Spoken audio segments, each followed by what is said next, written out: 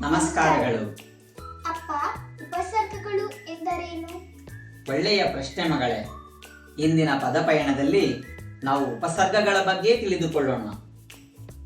ಉಪಸರ್ಗ ಎಂದರೆ ಒಂದು ಪದದ ಮುಂಭಾಗದಲ್ಲಿ ಅಥವಾ ಮೊದಲು ಸೇರಿಸುವ ಅಕ್ಷರ ಅಥವಾ ಪದಭಾಗಕ್ಕೆ ಉಪಸರ್ಗಗಳು ಎನ್ನುತ್ತೇವೆ. ಈ ಉಪಸರ್ಗಗಳು ಆ ಪದದ ಅರ್ಥವನ್ನು ಬದಲಿಸಿ ಬಿಡುತ್ತವೆ ಅಥವಾ ಆ ಪದದ ಅರ್ಥವನ್ನ ವಿರುದ್ಧಾರ್ಥಕ ಮಾಡಿಬಿಡುತ್ತವೆ. ಉದಾಹರಣೆಗೆ ರಾಗಿ, ವಿರಾಗಿ. ರಾಗಿ ಎಂಬುದು ಒಂದು ಧಾನ್ಯ. ಇದಕ್ಕೆ ವಿ ಎಂಬ ಉಪಸರ್ಗವನ್ನು ಸೇರಿಸಿದರೆ ವಿರಾಗಿಯಾಗುತ್ತದೆ. ವಿರಾಗಿ ಎಂದರೆ ಸನ್ಯಾಸಿ ಅಥವಾ ಎಲ್ಲ ಆಸೆಗಳನ್ನ ತ್ಯಜಿಸಿದವನು ಎಂದರ್ಥ. ನಮ್ಮ ಕನ್ನಡ ಭಾಷೆಯಲ್ಲಿ ಹೀಗೆ ನಾವು ಹಲವಾರು ಉಪಸರ್ಗಗಳನ್ನು ಬಳಸುತ್ತೇವೆ. ಅದರಲ್ಲಿ ಹೆಚ್ಚು ಜನಪ್ರಿಯವಾದ ಉಪಸರ್ಗಗಳನ್ನು ನಾವೀಗ ನೋಡೋಣ. ಮೊದಲಿಗೆ ಆ ಉಪಸರ್ಗವು ಪದದ ಅರ್ಥವನ್ನೇ ವಿರುದ್ಧಾರ್ಥಕ ಮಾಡಿಬಿಡುತ್ತದೆ.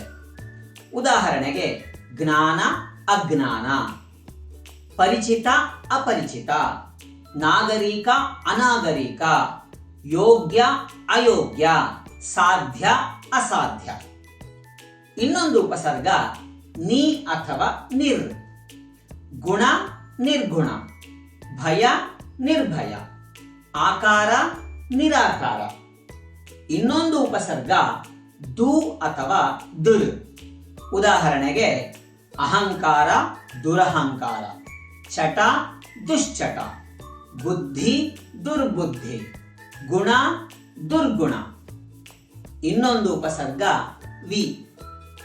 ಆ, ನಿ ಮತ್ತೆ ದು ಉಪಸರ್ಗಗಳು ಆ ಪದದ ಅರ್ಥವನ್ನ ವಿರುದ್ಧಾರ್ಥಕ ಮಾಡಿದರೆ ವಿ ಉಪಸರ್ಗವು ಆ ಪದದ ಅರ್ಥವನ್ನೇ ಒಟ್ಟಾರೆಯಾಗಿ ಬದಲಿಸಿ ಬಿಡುತ್ತದೆ. ಉದಾಹರಣೆಗೆ ಸ್ಮಿತ, ವಿಸ್ಮಿತ. ಸ್ಮಿತ ಎಂದರೆ ನಗು, ವಿಸ್ಮಿತ ಎಂದರೆ ಆಶ್ಚರ್ಯ.